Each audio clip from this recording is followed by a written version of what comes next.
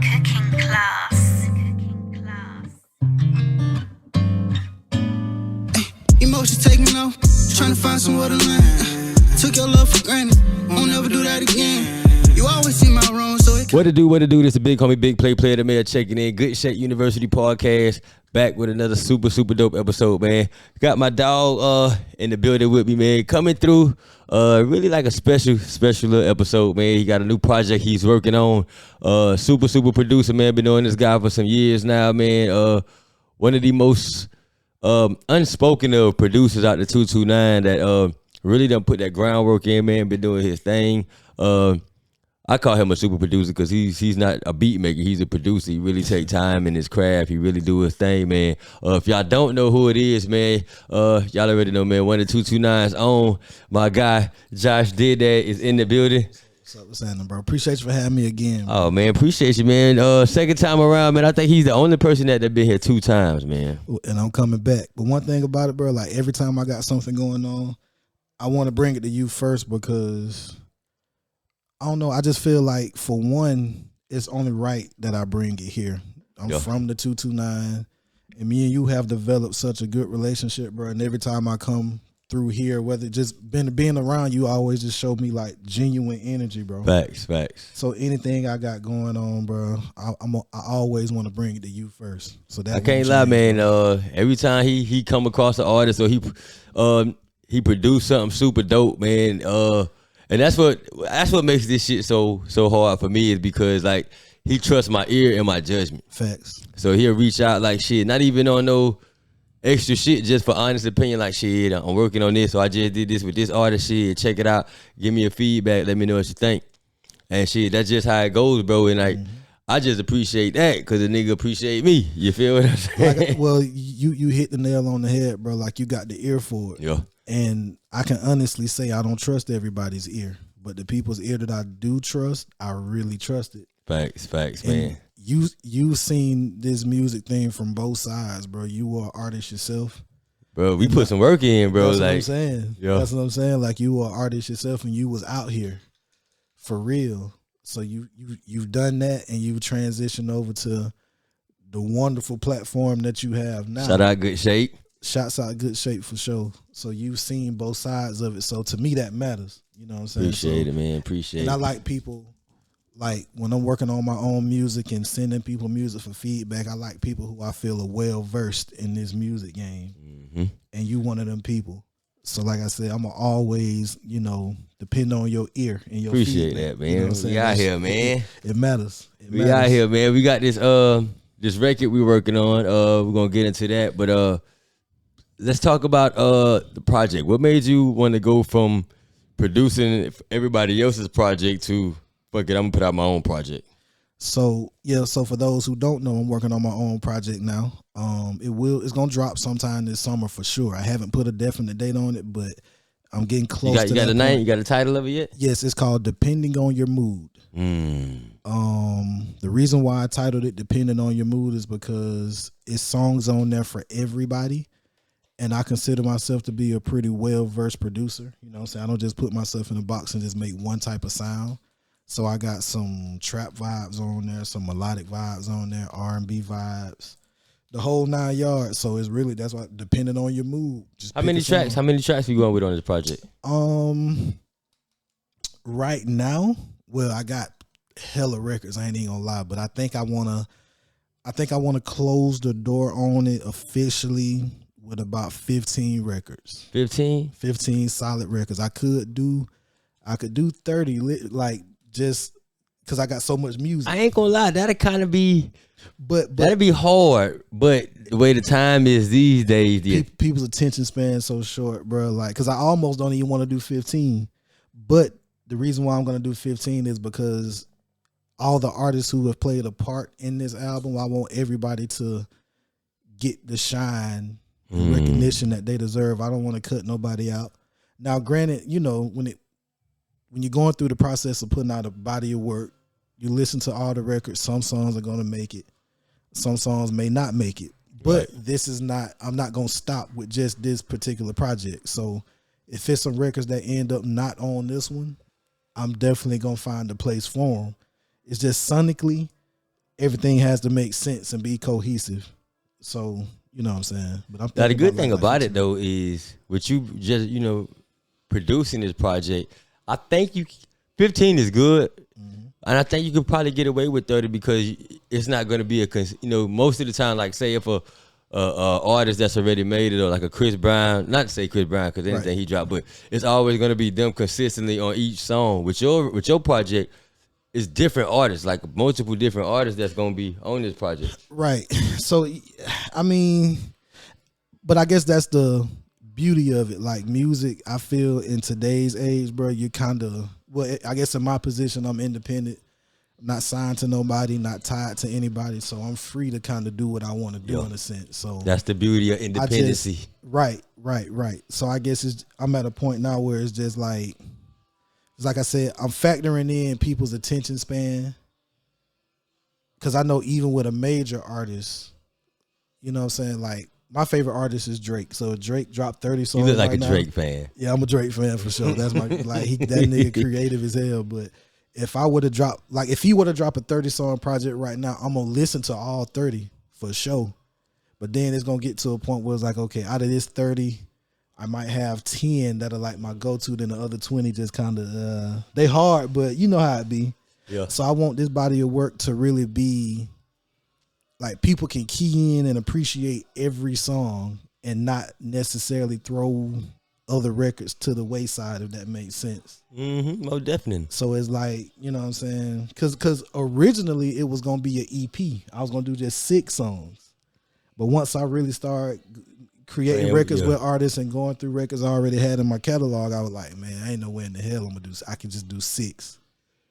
And not be racking my brain about like, dang, I did 6 records, but I left out 20 that. Nah, you can't say that because shit. Now you just out of the 30 that's 3 projects, bro. That's a fact too. That's a fact. Them 3 EPs you got right there. there. That's a fact. And like you said, see that's what I say. I lean on you for your perspective in your ear. And see, I say that because like that was gonna lean into my next question because like you just explained, you was like you got the hip hop. I mean, you got your rap, you got the trap, you got your R&B, you got your mixes. So it's like, I like what you're doing, but even if don't overthink it, like shit, you got 30 songs. Shit. All right, boom, we're gonna give them a R&B project, facts, a trap project, facts. A just mix it up project. But then again, you always got to go with your first mind too. Yeah, and so that's why I say like I'm not stopping with this one. It's just like I said, some people may say me putting out a body of work myself is long overdue. But I really feel like it's the perfect time. And I was telling you off camera, shouts out to DJ Trey. Shout out to Trey, man. DJ Trey is actually curating the project. So everybody who knows DJ Trey, shouts out to Swayze because Swayze is included in this story. Free Swayze, man. For people that don't know, DJ Trey curated Swayze's Loud Love and Loyalty project. That was one of the hard ones too. Facts. That's a South Georgia classic. It's stamped. So Trey hosted it, but he also arranged that track listing. And I'm one of the type of people where I care about the intricate stuff like that, like the track listing, the credits, all that. Songs, making sure they vibe together. Who engineered the songs, all that type of stuff. So I always tell Trey, whenever me and him talking about music, like, bro, to this day, you one of the best people I've ever encountered that knows how to arrange a project. Yeah. So I was like, bro, would you do me the honor of doing the track listing for my body of work? He was like, bro, of course I'll do it. So Trey is actually going to be curating my project. On the cover art, you will see curated by DJ Trey. That boy DJ Trey got his hands on everything. That's what I'm saying. So shouts out to Trey. That's big to me. That's real big to me. Like, so for those who don't know, or for those who do know, you know what I'm saying, I guess everything always comes full circle. I was just about to say that, bro. Free Swayze. Like I said, that's my guy. That's my brother, Free Swayze for sure. But yeah, I reached out to Trey and I was like, bro, I want you to, like I said, once I can, get the records I want, I'm going to send it to you, bro. And you just sit on it, listen to it. He was like, bro, I got you. Just give me some time. So me and it's Trey, crazy how everything works, bro, with us. Like, I'm glad you said full circle because it's like, no matter what, we all play a part in it. And it's like, that's what a team is. Like, all right, so you going to handle that. Trey gonna do that, bro. Trey called me. I talk to Trey down there every day, bro. So I'm quite sure either he called me after you or he called me before you. Right. But he was telling me about some R&B project he was thinking about putting together, and then I was like, shit, you already know who you need to go to. Oh, but no. He was like, so, oh yeah, I already talked to Josh. I was like, no, I ain't even say your name, bro. He already knew what it was. No, I done sent Trey some heat. Like I said, well, he sent me some records from some of the R&B artists in his area over there in Alabama. Over there, Montgomery. Shouts out to the Gump. And I was like, damn. You know what I'm saying? Like, he sent me some records that really had me like, wow, these are some solid records with some talented artists. But whenever Trey called me for music, bro, I'm always on board, and you know that. So it's I never give him pushback, like, because Trey has been so instrumental in my career, whether people know it or not. You know what I'm saying? I feel like, I'm a humble nigga, bro. So everybody who's been instrumental in my career, especially the ones I'm still solid with. Yeah, it's locked in with. I feel like I'm forever indebted to them. So it's I'm always open to work. So whenever he called me, he was like, bro, I got these acts. I'm like, bro, let's do it. Email still the same? Bet, I got you. Yeah. Send us some records. How did you got this project with Michi? Yeah. And G Baby. Mm-hmm. How did that record come about? So that's the first single off the project, my album, Depending on Your Mood. But the first single, Where I Belong, featuring G Baby, MBK, Michi, that's actually dropping this Friday on all platforms. So tomorrow? Yeah, tomorrow. Well, actually, the 25th? The 24th. 24th. February 24th. Friday the 24th, yeah. So I made the beat, and because I'm really a R&B nigga. I love R&B music, so I wanted the first song to kind of have like an R&B vibe to it. So I've been working with Michi like heavily. He has another single out called Nobody that's on all platforms now that I produce. Y'all should check that out. Shouts out to Michi. But I made the record, came up with the concept, and I called Michi because Michi is in Texas. I called him. I was like, bro, I got this record. I'm about to, working on my own project, but I want you on the first single.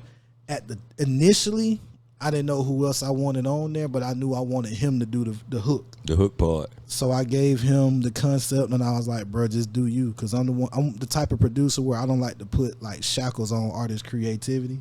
I let them do them. Like, once I gave him the concept, I trust in him enough. I mean, he dope enough in my eyes to where I'm like, bro, I ain't got to second guess what you gonna do when I send you something, or when we get in and lock in. All you gotta do is send it to him. Right. So I gave him the concept. He was like, bet, bro, I got you. Michi had the record sent back to me the same night.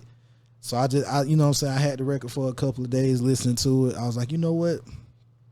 I'm gonna get G Baby on it, because G Baby just dropped the project. G Baby from Cordell too, right? Me and G Baby both from Cordell. He has a project out now, Diamond Boy. Y'all go get that. It's on all platforms. Super hard project. I got a couple records on there too. So I reached out to him. I was like, bro, you know what I'm saying? I'm working the same thing I told Meech. I'm working on my own body of work. I need a single, and I want you to be a part of it. He was like, bet, bro, send it to me. So I sent it to him. He was like, bro, you know what I'm saying? Like, he was vibing to it. So we got in the studio together, and we made magic, bro. You know what I'm saying? And I rock with G Baby heavy because I've been around a lot of artists since I've been a producer, a beat maker, whatever you want to call me. But he's one of the first artists. Nah, we're not gonna do that. You're not a beat maker, bro. I'm a producer for sure. You're most definitely a producer for sure. I'm a producer for sure, especially at this point. But me and G Baby got in the studio to do his part of this record. He went in the booth. Now, me and the engineer, shouts out to Mayhem up there in Atlanta at Third Eye Collective. He's a dope engineer that I work closely with. G Baby in the booth record, me and Mayhem, we sitting out there just vibing to it like, this shit tough. Yeah, this shit here gonna be hard. He came out the booth, he was like, bro, I ain't gonna lie, bro, the beat was kicking my ass. And me and Mayhem looked at each other like, bro, there's no way you were struggling with that beat, because the nigga knocked it out in 2 takes. But he's so solid. Yeah. And he's like, G Baby is a real student of the game. And I told him, like, bro, like, don't ever feel like it's a beat that can defeat you, because you got the talent. You versatile as hell. He was like, you know what? You're right, bro. Like, he was like, this was my first time really getting on a beat like this. And I'm like, but this is what you want to do. You know what I'm saying? Like, you want to get outside of your comfort zone because it's only gonna make you more of a beast as an artist. So you know what I'm saying? Like, shouts out to G Baby. Like, me and G Baby, he actually may have a solo record on my project because we sitting on a few songs too. Who are you work with on this project you putting out? So is it gonna be considered an album or a mixtape or? I'm considering it. Gotta give it an album title. You gotta make it an album. Yeah, man. It's an album, bro. It's an album, but I also consider it like a collection of art in a sense because I'll take that. And the reason why I say that is because the creative direction with everybody was almost different. You know, everybody. Well, I got the way I work, and I'm gonna stick to the way I do things on the production side. But every artist got a different method of how they create. Did you have any like co-production on that with you? I do. Shouts out to my guy Anthony Dose. Who else? Another cat by the name of Xavius. Like one more producer, I feel. You know what? No, that's like the only two. Only two. Is it hard finding like people to sit down and when you co-producing a project and grab that energy, or is it like I don't know. I've never been in the production game, so like sitting down with somebody and then because I would take it as a producer, you pretty much got your sound, you know what you like to do, and then you got somebody else with their own unique sound and their creativity. Well, I guess it works. You sit down and who starts? Like whoever starts it starts the beat off. That's who sets the tone of it. So the thing about it is, bro, I think what sets the tone for any type of collaboration is the energy. You know what I'm saying? Like I feel like I always bring good energy to any room. You know what I'm saying? I'm a humble guy. You do. You're cool. You're a cool dude, man. I like to get the job done. So whatever it takes to get the job done, that's what I'm gonna be on. You know, I don't be on the extra shit, bro. You know, it's like, bro, if we just gonna put our thoughts together and make this shit work. So everybody who I've ever collaborated with, I think it's because I'm easy to work with. You know what I'm saying? If they feel like they want to take the lead per se, then go ahead, bro. I'm gonna play my role. Yeah, We're gonna get go ahead, this done. bro. Take over. Because I care about the end result. I don't care about nothing in between. I mean, I guess it matters, but the end result is really what matters to me. So whatever we got to do to get this done, that's what I'm on. So anybody who I've ever collaborated with, whether it's a producer or an artist, I've never had any bad blood or any type of awkwardness with anybody because I'm consistent with my energy, bro. Like I'm gonna be the same person with everybody I'm around, and I feel like at this point, everybody who's worked with me, they know that. So I'm all for the collaborative effort, bro. We in that era too. Yeah, you know what I'm saying? Like, cause I ain't gonna lie, for a minute, like niggas weren't working with each other, man. Well, that too, and I just wasn't with it. You wasn't. I wasn't. You really was. You was. This is the most voiceful I ever seen you. Like the new Josh is. Like, even though I like both of them, but now I see you more of a.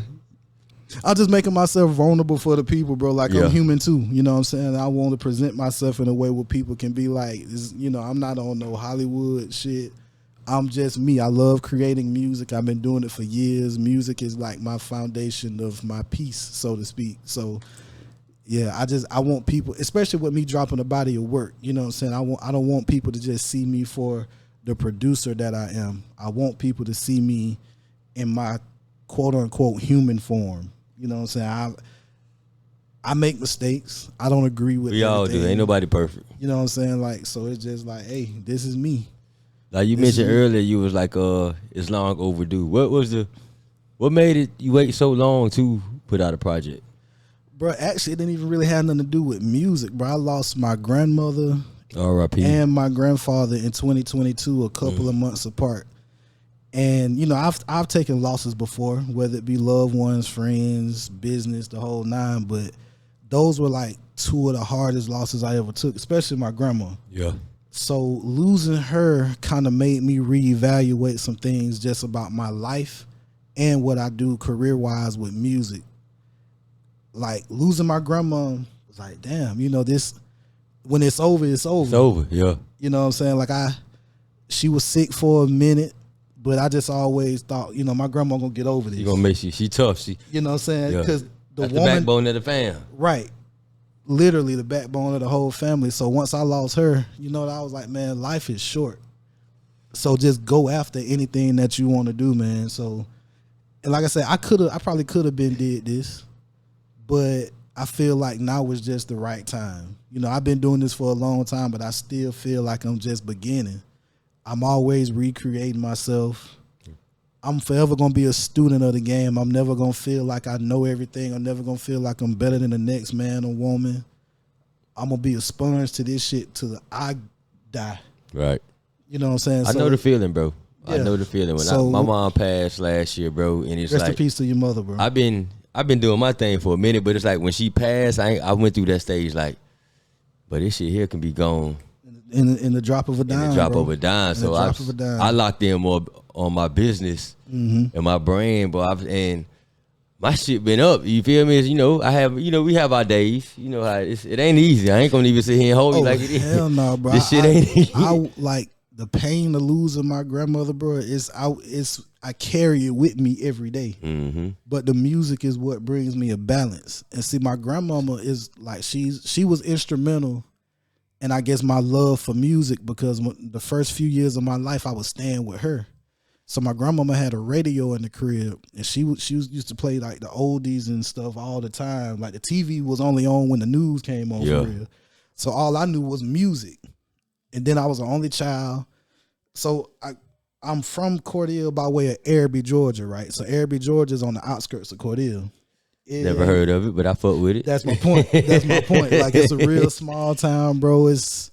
There's no traffic lights in Araby, bro. That's how small it is. Like, it's an unincorporated little town. So my friends was my grandma and my granddaddy. You know what I'm saying? That's just how it was. So music was like just a big part of my life. So it was embedded in me from a baby up until I realized I had the ability to create it. But it stems from being around my grandma every day. That's all she did, listen to music. So my grandma, and I know at this point, like, she's still with me, because since I've been working on this project, bro, it's like I get my energy and my motivation just been different, bro. Different, yeah. That's why I say, like, I've been doing this for a minute, but I feel like I'm just now starting. So it hurts like hell losing my grandma, but in a weird way, I guess I'm thankful for the loss from a standpoint of like what it did for me as a man, and having to dig deep and realize, because I can hear my grandma saying, "No, Josh, don't stop all that crying. Stop all that crying. You know what I'm saying? Man, like, do what you do. You know what I'm saying? This is what you love to do. Yeah. You know what to do. You got the tools. Keep going." So I talk to my grandma every day, bro, just to myself. You know what I'm saying? I got a flower from her funeral on the dashboard of my whip. Just like, I got to have her energy around me as much as I can. So, rest in peace to my grandma. But that's R.I.P. grandma and grandpa, man. Condolences to both. Facts. Condolences to both. Facts. Yeah, man. I talk to my mom every day too, bro. Like I keep my chain on me, bro. Like rain, sleet, or snow, sleep, eat, sleep. And I just like everything I do go forward, I gotta have her with me, bro. Because I feel It's like important. this new journey I'm on now is so positive and the energy is so pure. I gotta have her with me to celebrate and to experience this shit with me. Yeah, and I mean, like I said, I guess we'll never necessarily get over losing them, but just as long as I know what I'm doing, it's a process. Making her happy, making my grandfather happy, like you making your mother happy. Just keep going. They keep going, just keep man. going. But like I said, it's a process. It's like I've been recharged though. Yeah. Like, cause I guess with music, bro, like I said, you was an artist before. You know how this stuff get. Like you have moments where you like, man, fuck this shit. I ain't gonna lie, man. Music is so influential in my life, bro. When I was going through my divorce, bro, what project I was working on? PLAYA 101. I got so much anger and frustration out on that project, bro. And that be the beauty. Everybody, of it, a lot of niggas fuck with pressure and all that, but I tell them, y'all don't. Pressure was tough. PLAYA 101 means so much to me because I know where I was at mentally and where I was at, the state of mind I was at, the life, the situation I was at. And bro, I remember the grind and I remember the nights 3, 4, 5 in the morning, bro. Getting it. I had this routine where I waited till everybody like at the studio, like we treated our studio like a frat house, bro. Facts. Like it was just a bunch of artists in there, man. We recording, we taking time, 2 hours out of the day. Shit, you got it. But I caught on. I was like, shit, everybody done got drunk and high and passed out by 2. So shit, I could go in the booth from like 2, and I was really go at crazy. the time like I take the day going through beats, and I was writing, but I really wasn't writing. But I just go ahead and come up with the hook, whoop down the third, come up with my shit. Then when everybody go to sleep, man, between 2 to 5 and 6, man, I could probably knock out about 4 or 5 songs. Really going in there, going ham, getting it done. I'm talking about Everybody recording else that bit sleeping, by you up myself. working. And then at this time, it wasn't too many niggas got there on one track in it. So you think about it, we dubbing and ad-libbing and ad-libbing and dubs. You remember really, this? You really getting it out. Nigga, the we were mud. doing too damn much, man. And I was just, but I remember that shit, and I was like, bro, Yeah. I could go through these songs, and I was like, well, I know what conversation I had with my baby mama when I wrote this song, but I was heated. Facts. But you know, now that I put it out, listened to it, got it over it, me and her cool. But it was just, I had to get through that shit. But music really played a major part of that. It's therapeutic, bro. Like I tell people, like I'm gonna make music as long as I'm on this earth, bro. I'll be 90 years old still. Yeah, I'm making always music, be tapped into the music, man. because it's deeper than just, for me, and I know you'll attest to this. It's deeper than just making music, putting out music for me. Like whenever, like all of my beats, bro, I can literally give you a story about what the inspiration was for that beat. Like, let me ask you this, bro. Yeah. 12 years strong. You've been doing beats, highs and lows, ups and downs, good, bad, and ugly. What still inspires you to continue to sit in front of there, pull up, upload Fruity Loops, and then get on that bitch and get creative? Like, where that inspiration continuously keeps coming from? Bro, well, before I answer that, I tell people jokingly, you damn near got to be crazy to want to do music. And the reason why I say that is because Not even jokingly, that's real though, bro. Because this shit is hell, bro. It's hell. You got to be built for it. You got to be built for it, because you gonna take your win to losses record, just like equivalent, like compare it to sports or something.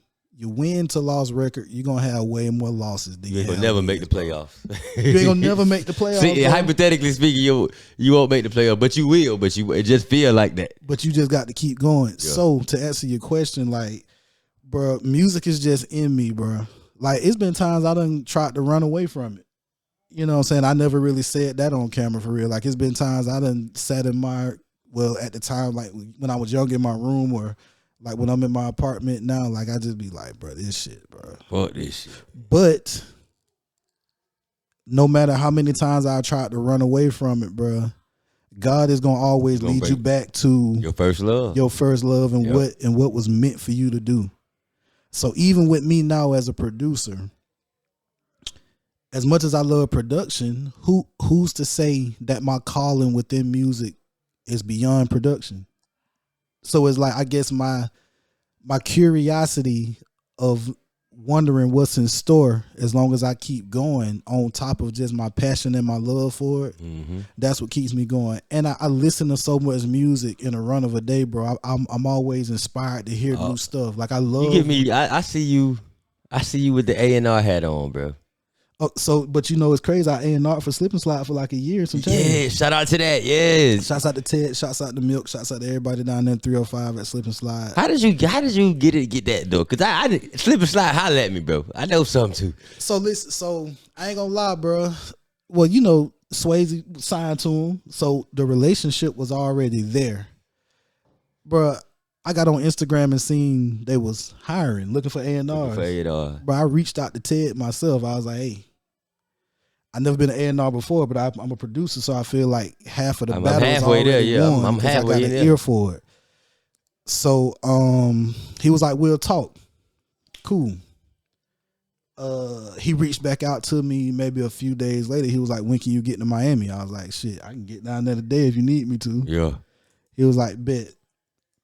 He flew me down there. I had a meeting at the office the next morning.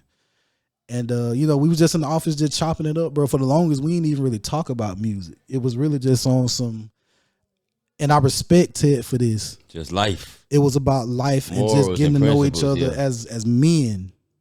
We didn't talk about music until like the end of the meeting, bro. We was in that office. He about already 2 knew. hours. He already knew your history here. So right. So at the end of the meeting, he was like, I mean, you had the job already. I just wanted to see who you were as a person. So that's how that happened, bro. And that was like that opportunity taught me so much. I gained a lot of valuable resources and relationships stemming from that opportunity. So again, you know, I'll forever give thanks to Ted for just bringing me in and letting me, you know what I'm saying? Because like I said, he could have got anybody. He could have got somebody who was way more seasoned than me. Like I said, how was them days being now stamp, paperwork signed, sealed and delivered. Now you're A&R for Slip and Slide. Brother, so I tell you, bro, like for one, I loved it. But up until that point, I was always a producer. So having to put on the A&R hat, I was like, God damn, this shit. So it was like, bro, I had to be at the office every morning at 9 o'clock. Bro, I probably didn't get back to my crib down there to every night on average to about 10, 11 o'clock. Jeez. Every day. Cause you got was that before you was fucking with TIG, or would the Slip and Slide come after TIG? So hold on, I get to the TIG story in a second. But well, it was actually after though. It was after. But I had so the day in life of an A&R, bro, not only are you're managing all the artists on the label, overseeing what they got going on. Everybody got projects and singles dropping. So me being, I was the assistant A&R. Milk, shouts out to Milk. Milk was the head A&R. So how many artists did Slip and Slide have on the roster at that time? Let me see. They had FSO. Then they had FSO De Niro. He was a part of a group, but he also was solo. Mike Smith.